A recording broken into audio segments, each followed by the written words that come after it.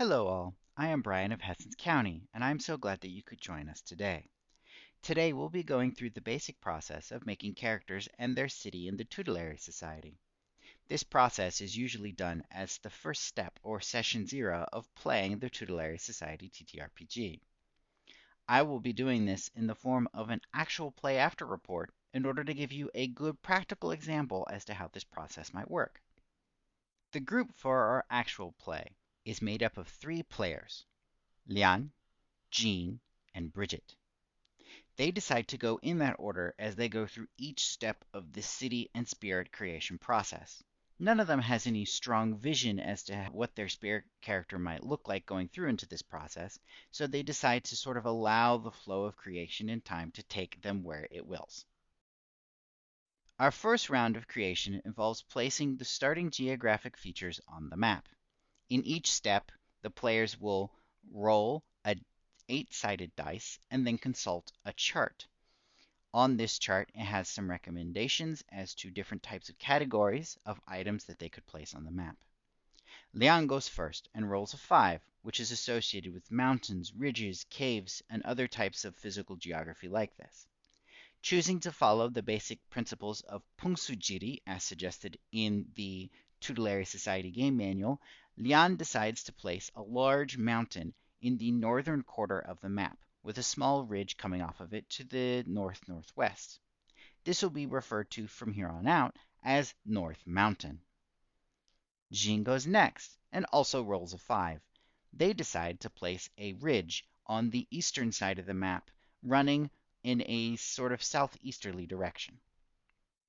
Bridget rolls a 7 on her turn, which is associated with things like scrublands and forests.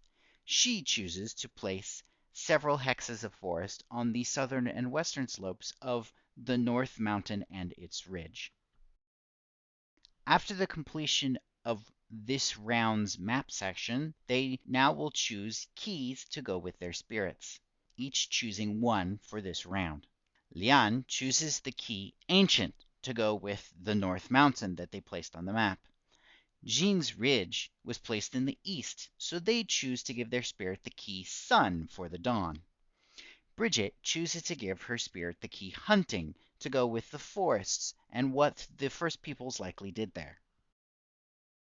In the second step of creation, we begin to place the first settlements and human-made landmarks on this rural land.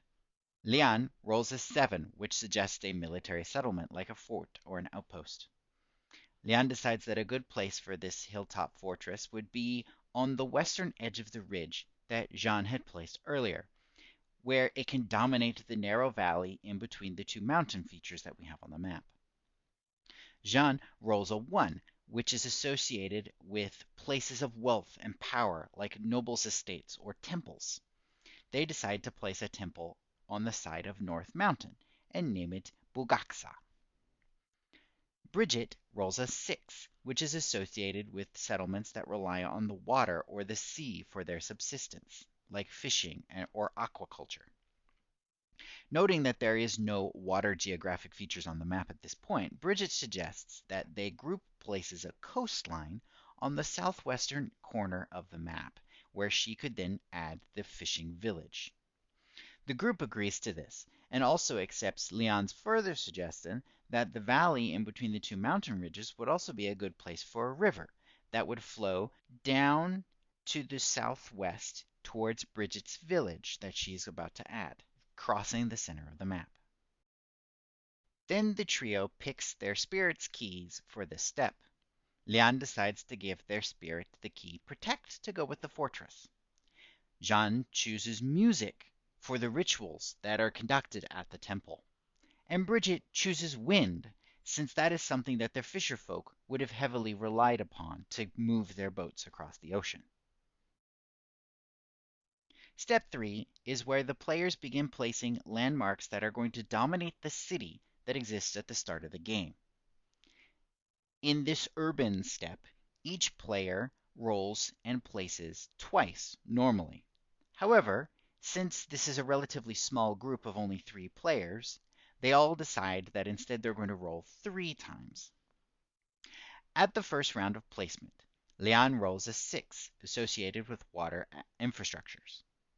Lian decides to place a harbor next to the fishing village, using the protected space inside of the mouth of the river. Jean rolls a 3, associated with entertainment and rest. They decide to place an entertainment district next to the river and fort, assuming that it would be frequented by soldiers from the hilltop fortress. Bridget, meanwhile, rolls an 8, which is associated with agriculture. They place several hexes of pasture lands on the north side of the eastern ridge, outside of what will eventually become the city walls. In the second round of this step, Lian rolls a 7, associated with military and defensive structures. Seeing as the city has no protection network aside from the small fortress, Lian decides to place a major city gate on the northwest and then a wall to span the valley between the North Mountain and the western ridge. Jin decides to pick from the table instead of rolling. They want to place a school of higher learning somewhere inside the city. To keep it a bit away from the hubbub of the downtown section of our city, they decide to place it at the foot of the northern ridge in the forest. Bridget rolls a 2, which is associated with commerce and transportation. She decides to place a bridge across the river in the center of the city, with a market at the northern end of its span. The group decides that this is also a good place for a crossroads, for a north-south road that runs along the coast, and an east-west road that might run along the river from the harbor through the valley gate and then up to the north-northwest. In the third round, Lian decides that they want to add something associated with government onto the map, so they decide to place a palace just south of the North Mountain. This also puts it in close proximity to the school and its forests, as well as the marketplace and the bridge. The group decides that this place is not a primary palace for this country's monarch, but rather is like a winter residence. For the rest of the year, this will instead act as the headquarters and residence for the local governor. Jin rolls a 5, which is associated with locations of learning, industry, and culture. They decide to place a large shrine across the river from the harbor. They decide that this ritual space is why the monarch comes here every winter, presumably to conduct some sort of honoring of whatever deity that the shrine is dedicated to. Bridget rolls an 8 again, this time deciding to place some farms south of the city. She also suggests that if the king resides here from time to time, they should finish city walls with gates along the north-south road.